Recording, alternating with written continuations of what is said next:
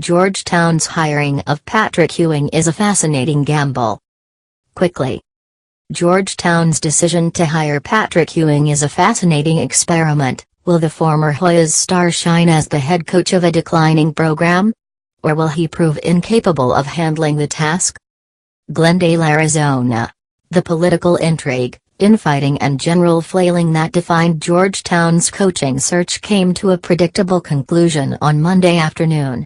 A program that for decades has operated in isolation, secrecy and paranoia chose to stay within its own family by hiring Patrick Ewing as its next head coach. Ewing, a 15-year NBA assistant coach, could acclimate well to the college game, crush the recruiting trail and turn the Hoyas back into the menacing program that consistently contended for national titles. But there's also as good of a chance that the hire could be a total disaster, as Ewing's lack of head coaching experience, absence of recruiting expertise and unfamiliarity with the college game could keep Georgetown lodged near the bottom of the Big East. Will this be a home run or a total debacle? It's a fair question. But few can argue just how captivating this grand basketball experiment will be. The confluence of a Hall of Fame name, a decaying brand and just enough unknown elements makes this one of the most intriguing hires in the history of the sport. Ewing is the greatest player in Georgetown history and a respected NBA assistant coach who has the presence and gravitas to potentially revive the fading Georgetown brand.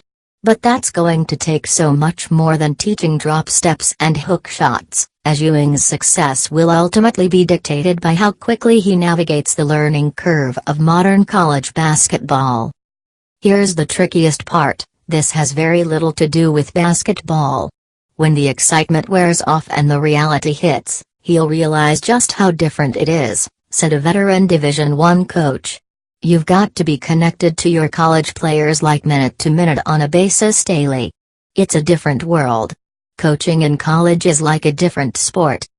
And coaching in Washington, D.C., is complicated enough that it makes the political football in town look tame. Curtis Malone, the former Washington area amateur basketball kingpin, perhaps best summed up what Ewing is heading into.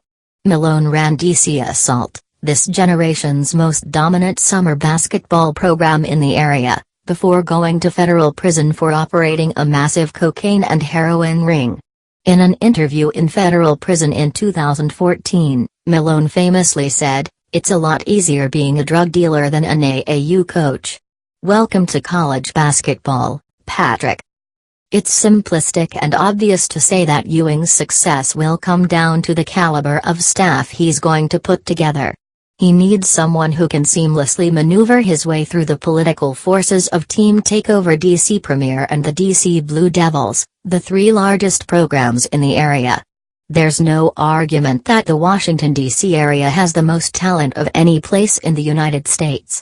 But siphoning that talent is much easier in theory than reality. As is finding the right coaches to help.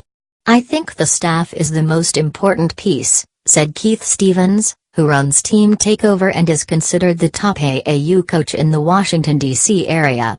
"I think Georgetown can recruit nationally, not just locally. They need a good mix of guys who can relate to local guys and also go recruit the guys outside the region." One issue that has undercut Georgetown in recruiting in recent years is the school's cozy ties with agent David Falk. A peek at his client list reads like a roster for a Georgetown alumni all-star game: Jeff Green, Roy Hibbert, Greg Monroe, Otto Porter, and Dike Mutombo. Falk, not surprisingly, represented Ewing and helped him sign what was the biggest contract in NBA history at the time. Falk's pipeline to Georgetown became a turnoff to AAU coaches, as their programs are typically funded by agents not named David Falk. "So many AAU coaches have ties to agents," said a veteran coach in the Washington, D.C. area. "Sending them there was giving up control." Stevens laughed heartily when Falk's name came up on the phone on Monday afternoon. "I can't speak for anyone else," he said. "For me, I don't really care. The media people are saying it more than anyone else. I'm not sure where it's all coming from.